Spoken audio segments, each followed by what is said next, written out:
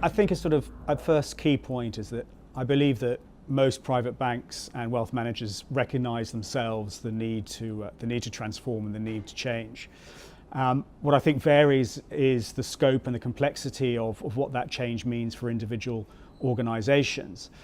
But what the C-level survey showed was that actually there's a very thematic challenges that are firm-wide, and what we've done is we've broken those themes down into sort of three key transformation journeys that we believe organisations are going through.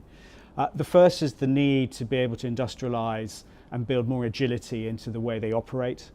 The second is to become more client-focused and more client-centric.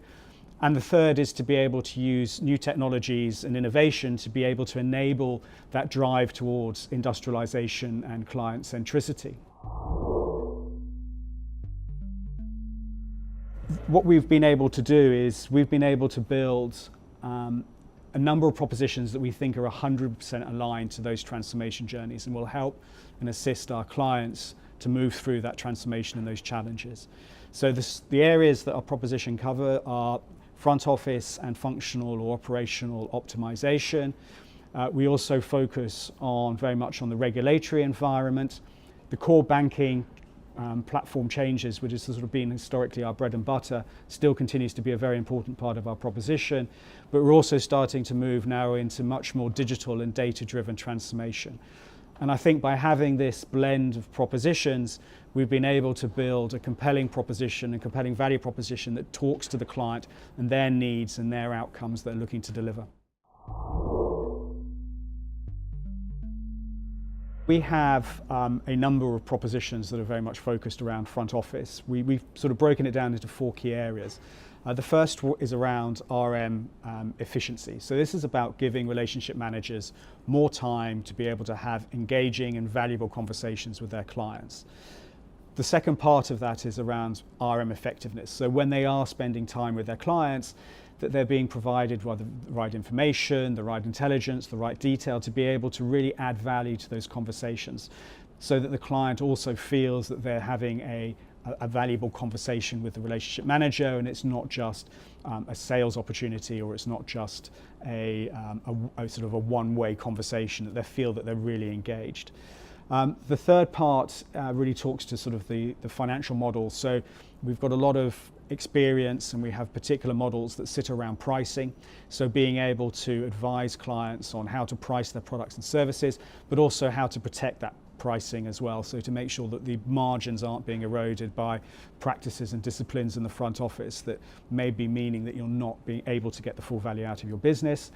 And the final part of the proposition is around the products and the services and the channels that are offered to private banking and wealth managers' clients, being able to ensure there's the right mix, the right focus, and that the propositions continue to meet the needs of their clients. It's no secret that net margins continue to be eroded in the financial services industry, and particularly if you look at private banking and wealth management, where there's that increased cost to serve and cost to operate.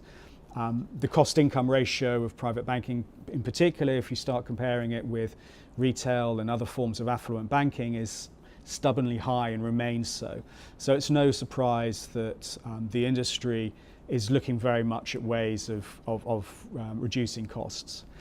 And the way that our proposition works around this is to look at, again, the business model and the operating model of the firm end to end, and to really identify ways where their business processes can be optimized. We've got examples of best practices from the industry that can help benefit our clients.